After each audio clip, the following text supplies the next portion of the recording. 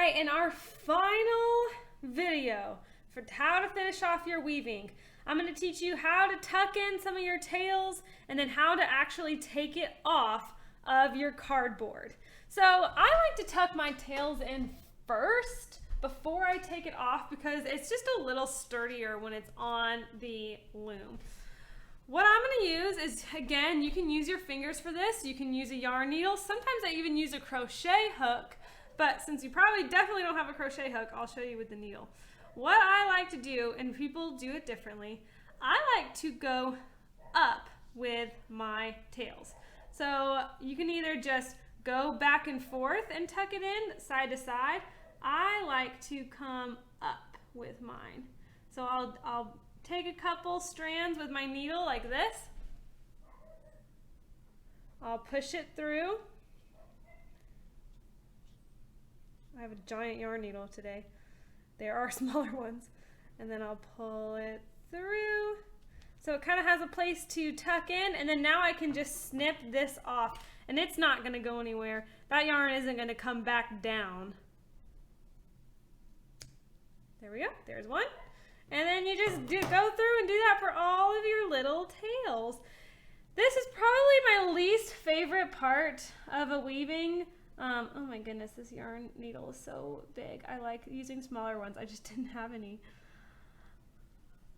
This is my least favorite part, the cleaning up of it. See, this even came out. But it's definitely worth it. It makes it look nice and fresh and crisp, almost professional. So it's worth it, even though it's time consuming.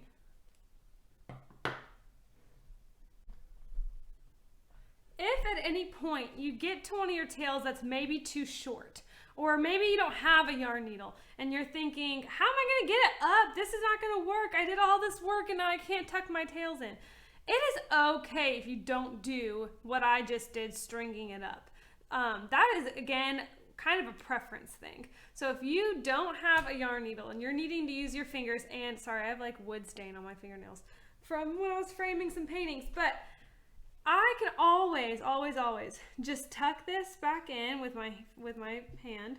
I can just wrap it around something, just secure it a tiny little bit, and I can still cut it. Again, once this is taken off of the loom and squished together a little bit, these will not come undone. They're going to be with their buddies pretty well. So if you don't want to do what I did, or if you don't have the capabilities of doing that, it is okay. I would just wrap it a tiny little bit and go ahead and trim it off. So don't stress out, but you can take the time to thread it up through it just for a little added security if you would like to.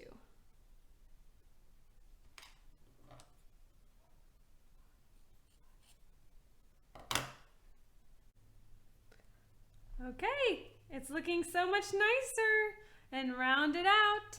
And now it's time to take it off the loom, which is kind of a tricky thing, but I know you all can do it. So first things first, and again, there are a couple different ways you can do this.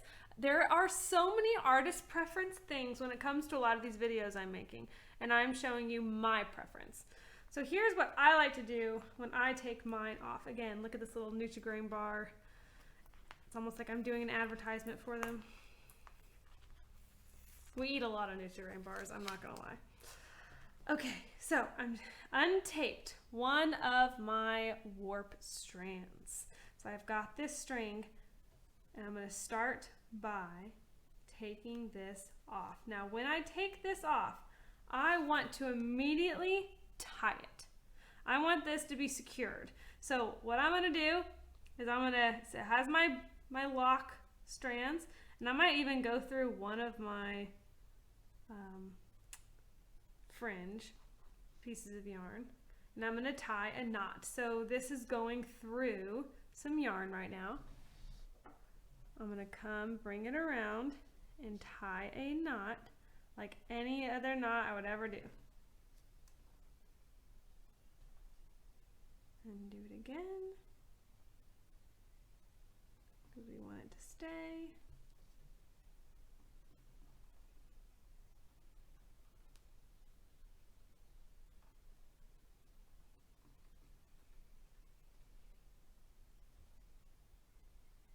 Okay, and hilariously enough, that did not actually double knot in the same place. So I'm gonna scooch it down. I bet it's hard to see what I'm actually doing right now. Okay, but it's tied off. So now I am ready. I'm going to just lift the loops and slide them off, which feels really scary, I know.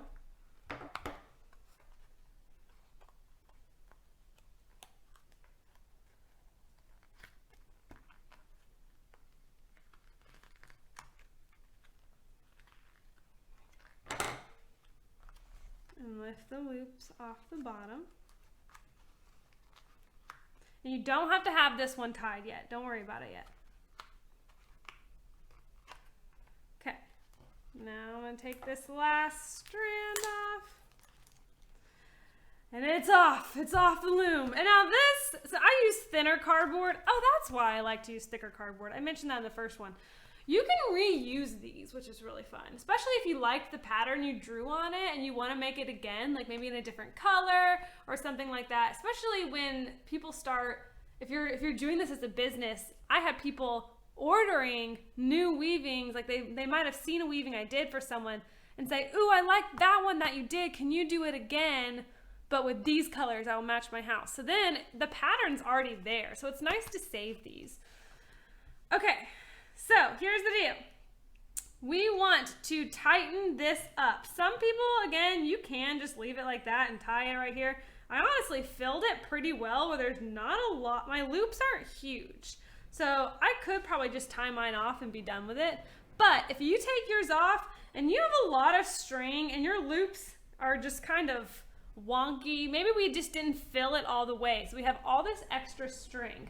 What you can do is almost thread it through, tighten it up through. So this strand is tied. It goes all the way up here and loops around. If I want to tighten this string, I can pull down right here and tighten it up. So I'm pulling down on this one. So now I want to tighten this up, so I've got to pull up on this strand. So you watch what happens when I pull up. Watch this thing. So I'm pulling up on this strand and watch this one.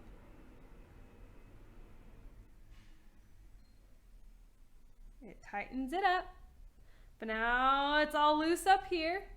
So it goes down, which means I need to pull down on this one. And watch what happens as I pull.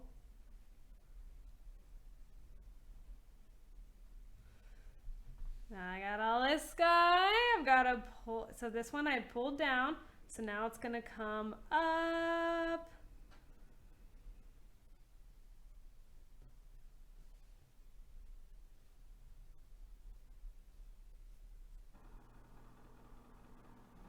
It's getting bigger and bigger because the more we tighten it up, the more string we're kind of pulling out here. So then I pull down. Because remember when we put this string on, we wrapped it back and forth like this. And so that's how we're tightening it up. So I just pulled it down. So now this string comes all the way around. So I come find it up here.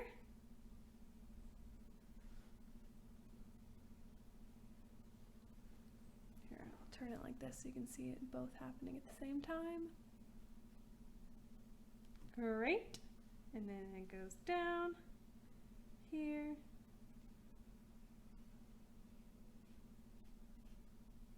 It's a delicate process, but once you understand the way it works, it's not as hard as it looks. I'm almost done. This one comes up.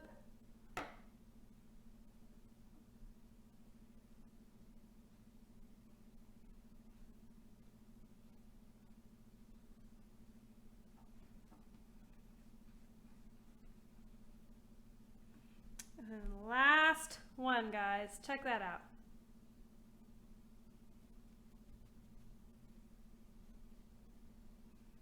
There we go. It's nice and tight, and I'm gonna tie this right onto this yarn.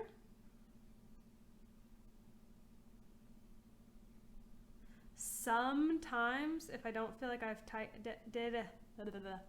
sometimes if I don't think I have tied a good enough knot, I have taken a hot glue gun and just done a tiny little dab of glue just to make sure it stays.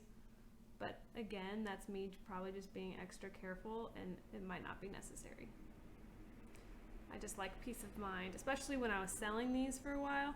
I just wanted to make sure it wasn't going to come apart or anything like that. Okay, so now I can cut these. Cut over here. And it is finished. Here is my little weaving. It's off. It's ready to go. It's almost like I've created this fabric now. And I will normally go and find either a stick, maybe in the yard, maybe if I've gone to the lake recently and there's some driftwood that washed up. You also can purchase wooden dowels, anything you want. Maybe you can, there's some metal ones too that are cool. Any kind of rod. I like to get a rod and I take my yarn and wrap it around, and so then I have something to hang it from, and you can hang it right on your wall. I hope you enjoy.